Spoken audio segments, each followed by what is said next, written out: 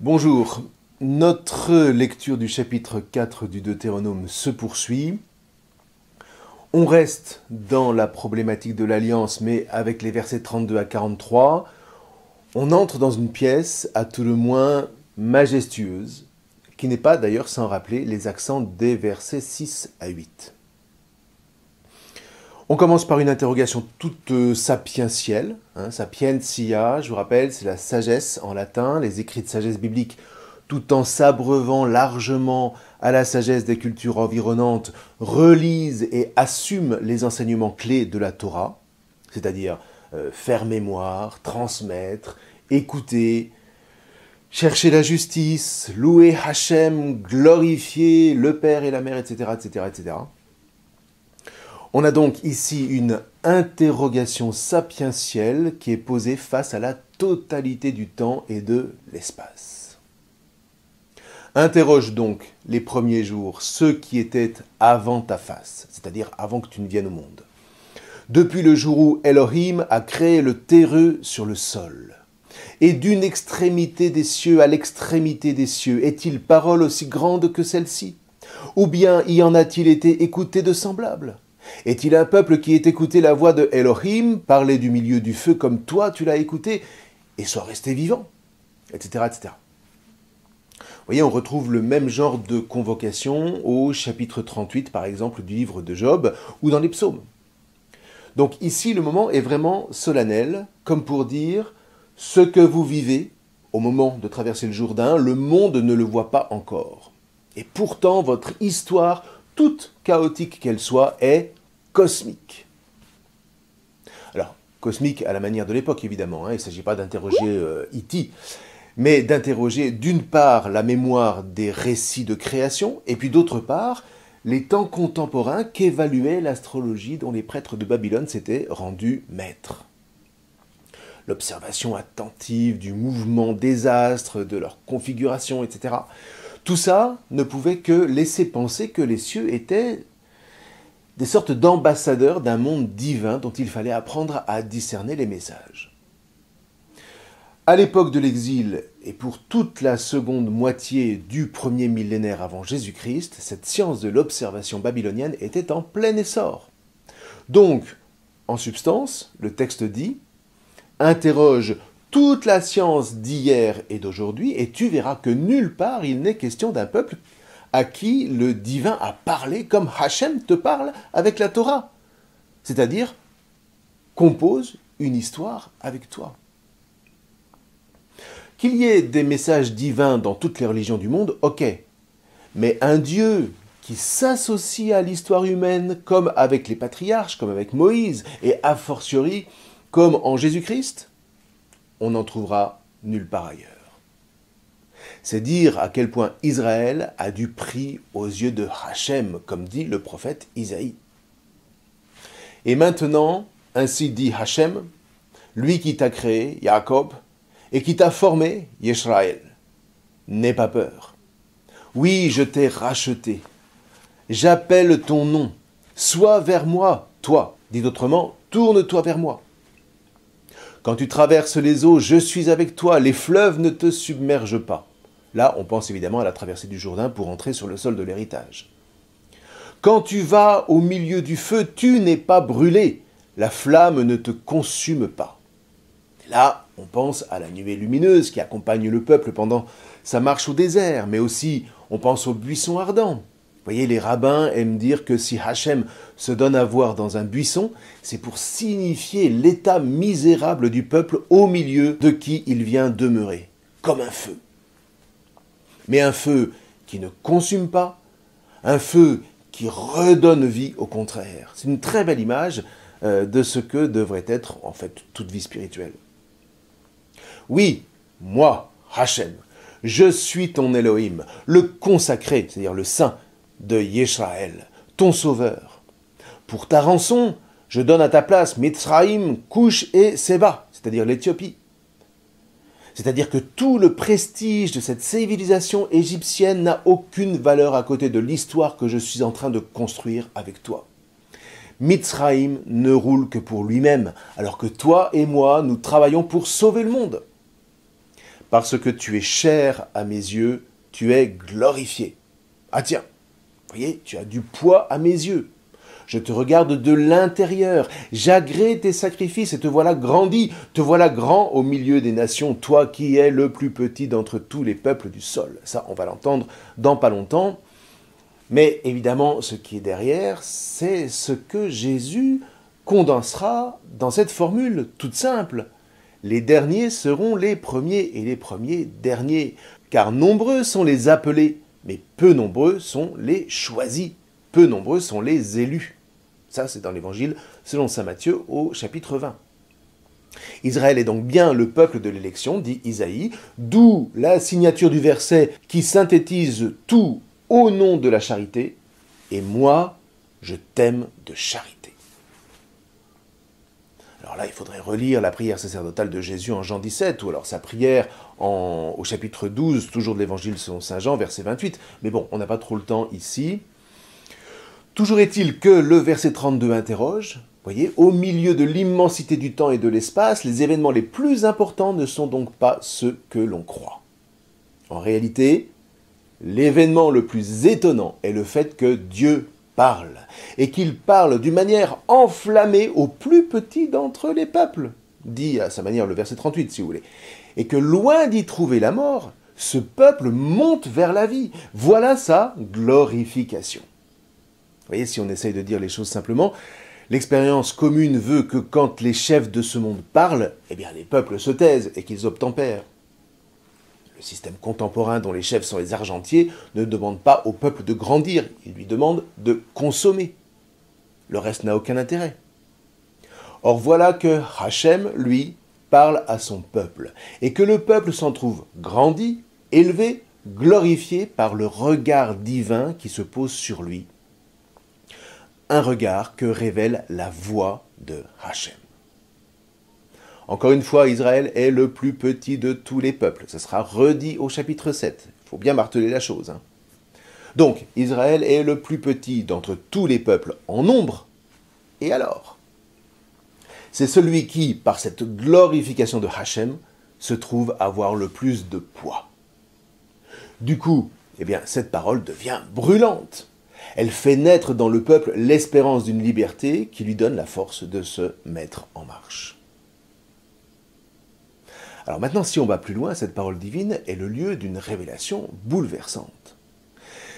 Si on veut bien admettre que l'énonciation d'une parole qui élève est une prérogative de la paternité, alors Hachem se présente ici comme un père. Alors attention, je ne suis pas en train de dire que la parole maternelle n'élève pas, mais pas de la même manière. La parole maternelle, elle est de l'ordre du secours, du soutien, du réconfort. La parole paternelle, elle, est plus du côté de la légitimation. Légitimation de la part d'un autre, vous voyez, le fameux tiers qui s'insinue au cœur de la dyade mère-enfant pour signifier à ce dernier qu'un autre univers l'attend, hors de cette dyade. Donc, la parole paternelle est du côté de la légitimation, de la reconnaissance, de la glorification de la part d'un tiers, que l'enfant perçoit humblement comme plus grand que lui, entre guillemets. Non pas qu'il se sente écrasé, au contraire, il sent son cœur brûler, il se sent monter, s'élever, grandir, encore une fois, du seul fait que quelqu'un d'autre que sa mère croit en lui. Alors évidemment, on n'est pas en train de dire que la mère est reléguée aux oubliettes, encore une fois, on n'est pas en train de dire que le père serait plus grand que la mère, mais que la mère, du point de vue du ressenti de l'enfant, n'est pas positionnée de la même manière, et c'est tant mieux. Le père est là pour signifier à la mère qu'elle ne peut pas s'installer dans la toute-puissance vis-à-vis de son enfant. « Mon fils, comme crient les mères juives du très fond de leur tripe. Et là, vous voyez, il y a en jeu un vrai travail spirituel féminin, un vrai travail de libération. Alors, pour le dire autrement, vous voyez, la mère est là, et c'est sa vocation, pour encourager, pour réconforter, pour accompagner. Le père, lui, est là pour envoyer dans le monde. Père, consacre-les dans la vérité, ta parole est vérité. Comme tu m'as envoyé dans le monde, moi aussi je les ai envoyés dans le monde. Moi, la gloire que tu m'as donnée, je la leur ai donnée pour qu'ils soient un comme nous sommes un. Moi en eux et toi en moi, pour qu'ils se trouvent parachevés dans l'unité, pour que le monde connaisse que c'est toi qui m'as envoyé et que tu les as aimés de charité comme tu m'as aimé de charité. Magnifique passage du chapitre 17 de l'Évangile selon saint Jean. Envoyé pour peser de tout son poids dans la destinée du monde, avec ses talents bien sûr, mais surtout avec cette mémoire essentielle qui donne au fils ou à la fille cette fondation nécessaire pour édifier une demeure vivante que toutes les inondations qui s'abattront sur elle ne pourront jamais ébranler. Vous voyez, de manière assez inattendue, on trouve l'illustration la plus condensée du rôle paternel dans le dialogue de Hachem avec Moïse, à nouveau au buisson ardent. Pour voir, j'ai vu. Vous voyez, ça c'est une tournure typique de l'hébreu qu'on a déjà rencontré et qui veut dire j'ai vraiment vu. Comme l'expression en Genèse 2, lorsque Hachem interdit de manger de l'arbre de la connaissance du bonheur et du malheur, tu n'en mangeras pas, sinon, pour mourir, tu mourras. C'est-à-dire, entendez, c'est sûr que tu vas mourir. Donc, pour voir, j'ai vu l'humiliation de mon peuple en Mitzraïm. Alors c'est sûr déjà que quand un père est capable de voir quels sont les esclavages de ses enfants, mais c'est fabuleux. J'ai écouté sa clameur face à ses tyrans. Vous voyez, une fois avoir vu, se mettre à l'écoute. Oui, je connais ses douleurs, je descends le délivrer de la main de Mitzraïm pour le faire monter de ce sol vers un sol bon et vaste, vers un sol ruisselant de lait et de miel. Voyez, tout est là. Je vais vers mon gamin, alors de son point de vue évidemment, je descends vers lui, et je contrarie ainsi sa chute aux enfers provoquée par les diverses tentations esclavagistes qui le poursuivent, en lui ouvrant une route ascendante. En tout cas, par la qualité d'une présence attentive et agissante, le père permet à l'enfant d'avoir un cœur suffisamment brûlant pour d'une part croire en lui-même, en ses capacités, et puis d'autre part vouloir se fixer un objectif qui le tire vers le haut. Ce fameux sol où, si tu bosses, eh bien, le lait et le miel ne demandent qu'à couler. Là, vraiment, tout y est. Hachem voit, il écoute et il connaît la douleur d'Israël. Aussi décide-t-il de descendre. Alors là, il parle du point de vue des hommes qui scrutent le ciel. Et par sa présence, par sa reconnaissance et par sa défense d'Israël face à Pharaon, eh bien, il suscite le feu dans le cœur de son peuple et il l'engage sur le chemin ascendant de la libération. Et pour finir, et c'est essentiel, eh bien, il l'envoie vers un autre sol. Eh bien, voyez, par ce regard, par cette écoute, par cette présence agissante, Hachem se révèle pleinement Père. Et Israël s'en trouve élevé, glorifié, ce qui lui vaut de recevoir explicitement le titre de fils, comme va le confirmer le chapitre suivant. Dit à Pharaon, ainsi a dit Hachem, Yisraël est mon fils, mon premier-né. Et le Deutéronome, évidemment, d'intégrer tout ça, puisque c'est lui qui va raconter l'histoire de la libération d'Égypte. Vous voyez, ce mystère est tellement immense que le rédacteur ne cesse de s'étonner devant Hachem qui se révèle à Israël, d'une part comme un époux, et d'autre part comme un père. Hachem qui s'allie donc à son peuple par tous les bouts. Non pas de façon purement formelle, mais d'une manière telle qu'aucun homme, aucune culture, sous aucune latitude, ni à aucune époque d'ailleurs, n'a jamais su, ni même osé l'imaginer. Mais ça n'est pas tout. Voilà que Hachem, du seul fait qu'il ait libéré son peuple de l'esclavage, de Mitzraïm, fait valoir précisément dans nos versets qu'aucune autre divinité n'a jamais opéré une telle œuvre. Et là, peu à peu, se profile la double idée du Dieu unique et de l'élection. Et là, il faut essayer de comprendre. Si Hachem n'était qu'un Dieu parmi d'autres, la divinité tutélaire d'Israël à côté de Assur pour la Syrie, ou de Marduk pour Babylone. Eh bien, on ne pourrait pas parler d'élection. On parlerait juste d'attribution, pour ainsi dire, hein, les divinités se répartissant leur zone d'influence.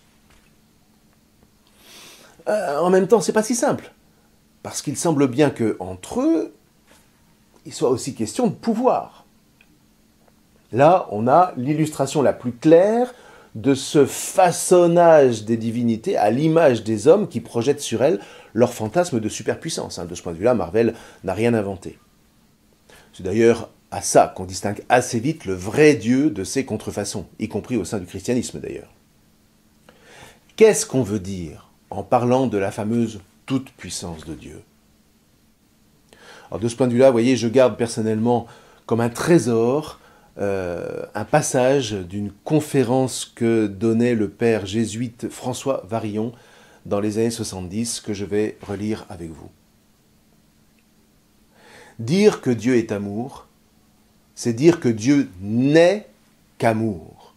Tout est dans le ne que. Je vous invite à passer par le feu de la négation, car ce n'est qu'au-delà que la vérité se dégage vraiment. Dieu est-il tout-puissant? Non. Dieu n'est qu'amour. Ne venez pas me dire qu'il est tout-puissant. Dieu est-il infini? Non. Dieu n'est qu'amour. Ne me parlez pas d'autre chose. Dieu est-il sage? Non. Voilà ce que j'appelle la traversée du feu de la négation, et il faut y passer absolument. À toutes les questions que vous me poserez, je vous dirai non et non. Dieu n'est qu'amour. Dire que Dieu est tout-puissant, c'est poser comme toile de fond une puissance qui peut s'exercer par la domination, par la destruction. Il y a des êtres qui sont puissants pour détruire. Demandez à Hitler, il a détruit 6 millions de juifs. Beaucoup de chrétiens posent la toute-puissance comme fond de tableau, et puis ils ajoutent après coup « Dieu est amour, Dieu nous aime ». C'est faux. La toute-puissance de Dieu est la toute-puissance de l'amour. C'est l'amour qui est tout-puissant. On dit parfois « Dieu peut tout ». Non, Dieu ne peut pas tout. Dieu ne peut que ce que peut l'amour, car il n'est qu'amour. Et toutes les fois que nous sortons de la sphère de l'amour, nous nous trompons sur Dieu et nous sommes en train de fabriquer je ne sais quel Jupiter. Vous voyez, on peut résumer ce propos en disant « Dieu est-il tout-puissant? Non, Dieu n'est pas tout-puissant, Dieu n'est qu'amour. Or, l'amour, lui, est tout-puissant. » Eh bien, voyez, cette question, en réalité, se pose dès la Torah. Si les Assyriens ont avalé le royaume du Nord, est-ce que ça ne veut pas dire que Assur serait plus puissant que Hachem?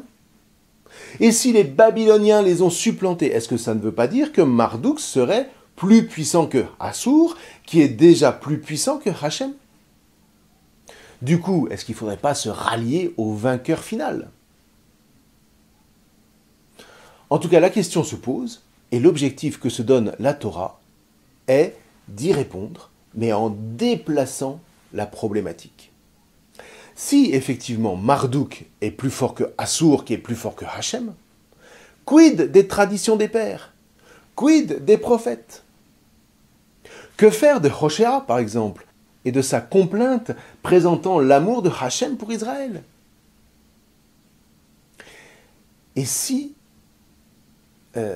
précisément, à la lumière de cet amour nuptial, face à l'ingratitude d'Israël, Hachem ne l'avait pas abandonné, mais était resté fidèle.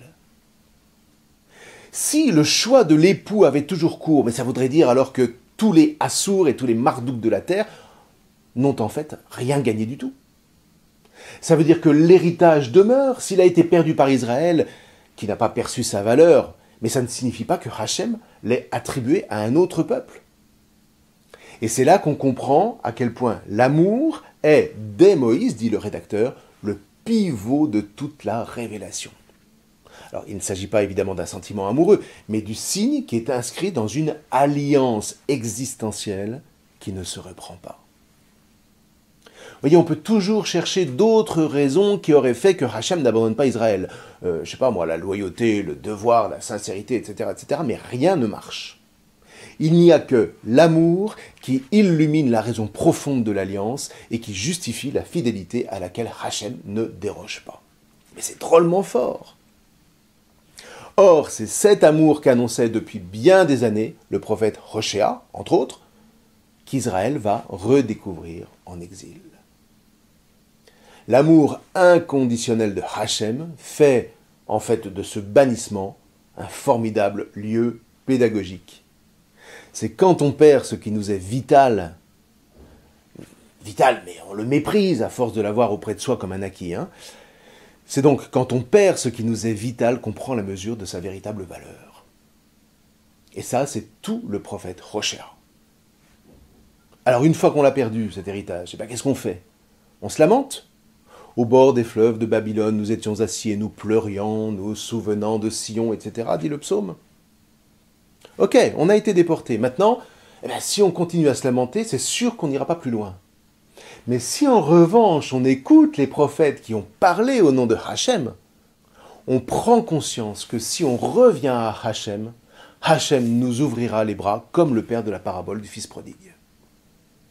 Israël est donc toujours le peuple de l'élection. Notre mission, notre vocation, dit le rédacteur, n'a pas disparu. Alors debout Jérusalem, courage Zorobabel, pour reprendre Agé. La joie de Hachem est notre rempart, criera Esdras dans le livre de Néhémie.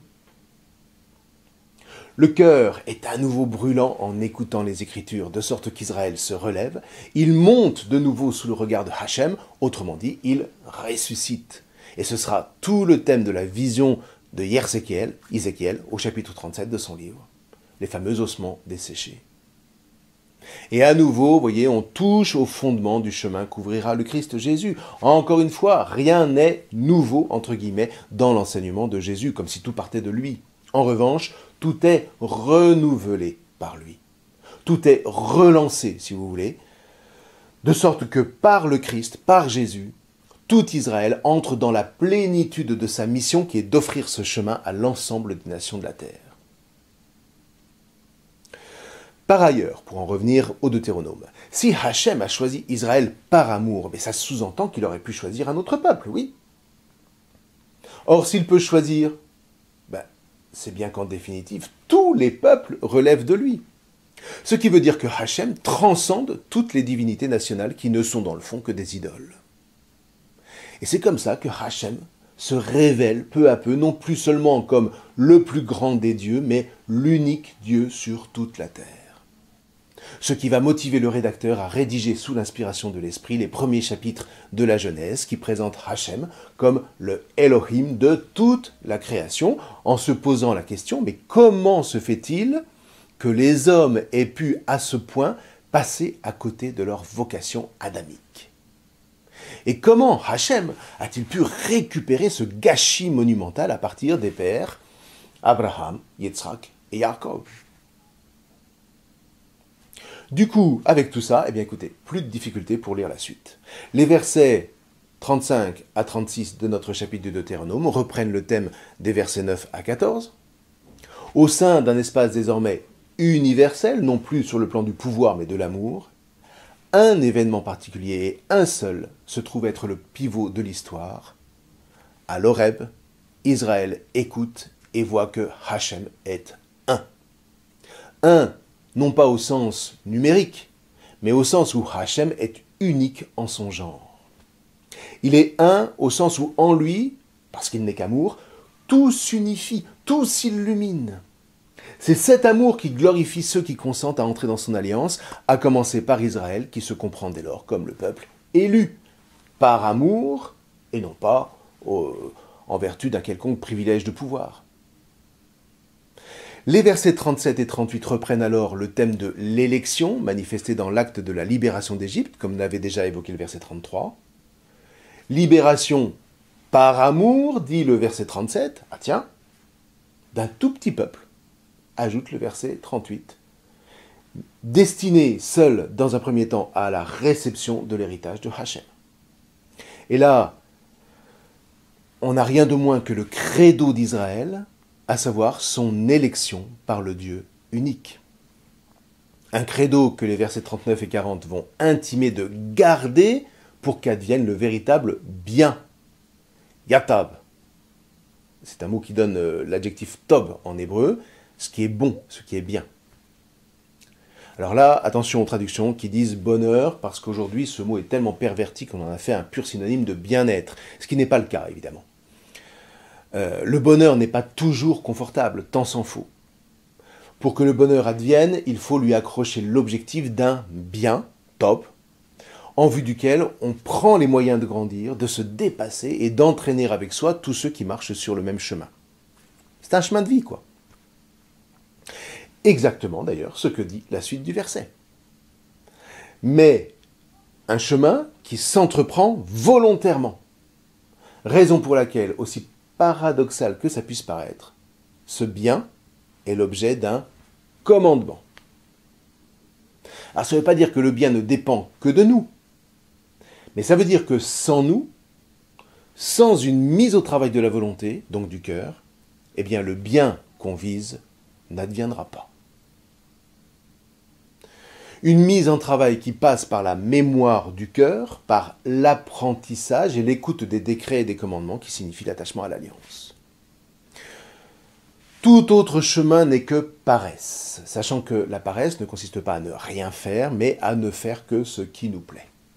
Vous voyez, il y a des paresseux très besogneux, mais c'est uniquement pour ce qui leur plaît.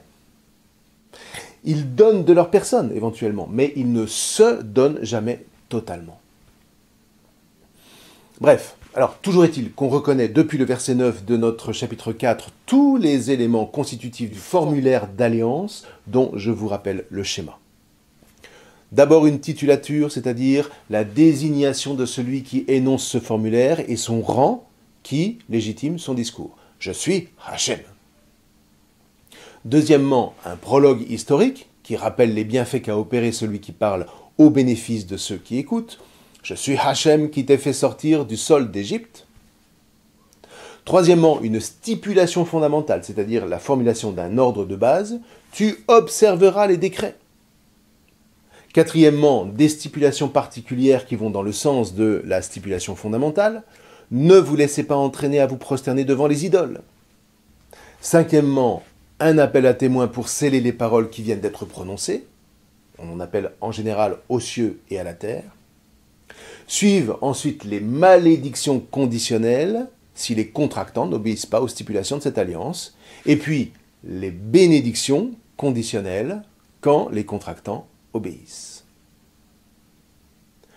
Voyez donc, tous ces éléments composent la trame du chapitre 4 jusqu'au verset 40, sachant que ce qu'opère ce chapitre 4, c'est pas simplement de répéter un formulaire, mais c'est d'illuminer ce formulaire par l'amour. Alors, je vous laisse faire le travail de décryptage pour ceux que ça intéresse, mais ce qui importe, c'est de bien comprendre que les paroles de Hachem ne sont pas seulement des paroles en l'air, mais des paroles consignées, des paroles notariées, j'ai envie de dire, à travers ce formulaire d'alliance pour que sa mémoire, évidemment, ne s'efface pas.